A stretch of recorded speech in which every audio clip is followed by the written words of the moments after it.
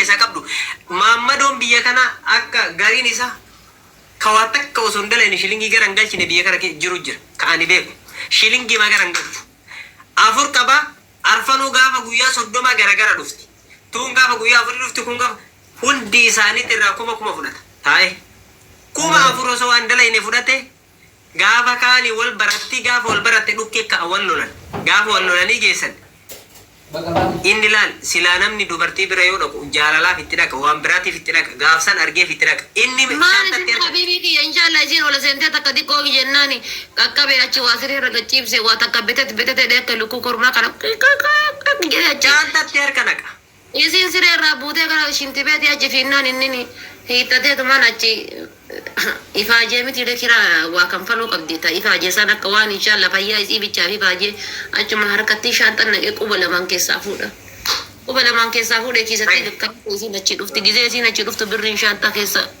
haga keettee hin beektu isiin bar yookaan haga keettee hin beektu yoo beektellee hay sila birrii agarri hin bahee miti lubbuu hin beeku wallahi maalti sila gamiin baate karaggattee isiin taaksii sirraa fudhatee tirfii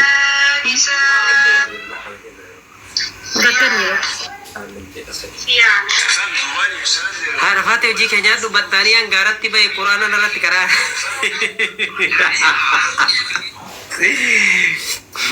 kanaaf gaaf tokko gudii godhe biyya kanatti dhageeffadhu nama wal jaalate natti himte nama kana jaaladheette okay haadha deemaara iraftii deemaara naan maal jedheen beeyta birrii qabdu hunda mana madaamititti dhiisi dhaqeen jedhe habibi wal seentu maal taate lammaffatti hin deebiin dhagay birrii mana madaamititti dhiiftee dhayte gaafa dhaytee anaafitti herreega awwalaa geessanii madaamin birrii sii kenniteeree jedheen hin kennine gaafa bira sii kenna jettee har'a na dhoggatte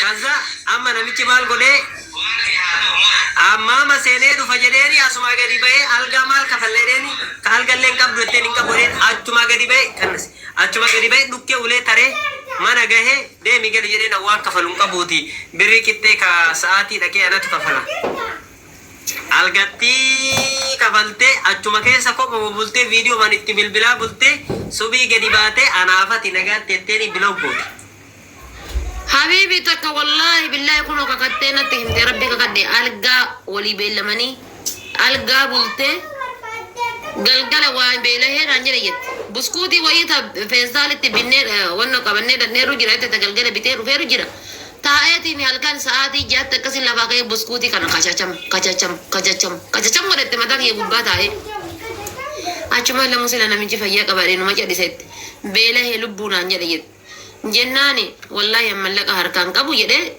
maan nyaachuu feeta jennaan waan nyaachuu fedhu waan qaalii wayii qabate jette akana wallahi mallaqa harkaan qabu jedheen jette akka sa'aatii san girgiddaa irratti achi gara gale jette osoo as gara hin galin bulee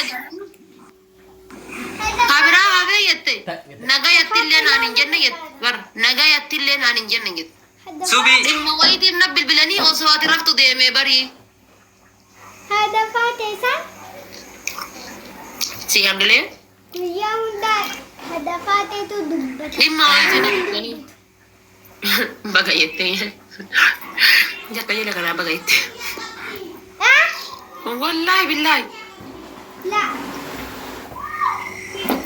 kanaaf hundi keessanuyyuu jabaadha wanni haadha faate jaarsummaan bare jaartiin kama jaarsamaaf jaartiinu yoo mallaqatti fiddee hin dhaqin girgidda gara galee ununnisa fuula distii fakkeesse jechuudha yoo si mallaqa fiddeetti hin dhaqin dhageettan kan inshaallah kooyaanuma maa akkanan goone jedha bara waan maaliif gizee jaartini birrillee qabdus hin qabnellee girgiddatti gara galeetiniini tumuu dida arsii miti bakka miskinnitti afaan qabdee gara biyyaa galchite maal gootaree asumarraa irra sirbi qanneette xullub irra jedhe asumarraa akkuma guyyaa tokko kun wallahi ijoolleen na bira jirti amma guyyaa tokko birri isiitiif jedhellee bololee hin beeku birri meesillee barbaade gaafa siin biyya darte an dubartii takka tuqee hin beeku dubartii takka qammasee hin beeku rabbiin qaama kiyyarraa waan hin seenne haa baasu jedhi kakadhu waan biraati maal jechuu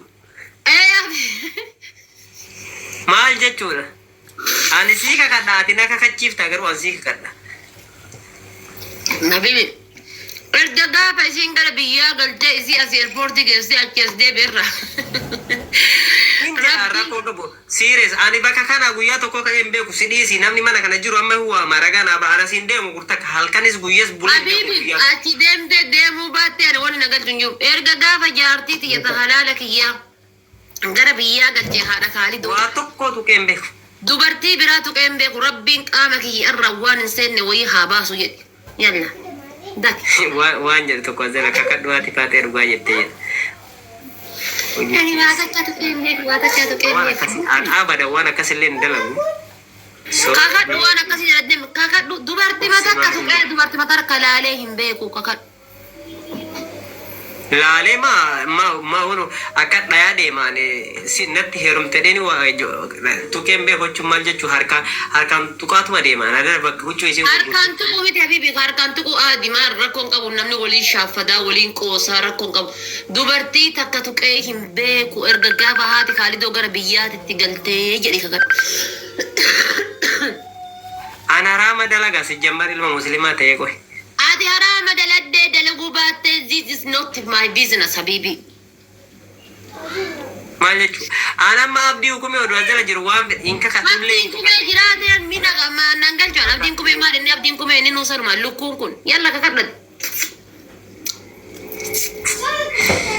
dhageettan ka kunu haa kakadhuam.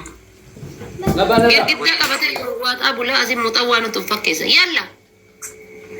Arafaate eeshi nama si fiduu nama ollaa nagalu guyyaa tokko. Bibi eenyutuyyuu nama waamatee nama gaafa dubartii takka wal argitati dagoo baafattee nama wal argitati. Ati akkuma shari'aatti tuyyuu kakadhu jechuun hin ga'u bar. Habibi wannummaan dagoo waamattee jettuuf hin jiru ruusaa miti kun jaartiidha this is private life jedhama. Private life haraamatu private lifeidha. Private life jedhama kun dhageette kana waan ta'eef rabbiin guddaan jechuudha rabbiin guddaan na uume suni qaama kiyyarraa waan hin seenne haa baasu erga gaafa haati kaalidoo eerpoortii dhaabattee dubartii biraa tuqee hin beeku jedhe kakadhu ka mataa moqorqoraa kakadhu. Namittiin tunama kiyyaar bashirillee deengedda gaabii kana na gaafatte maal jechuudha koo maal barbaade.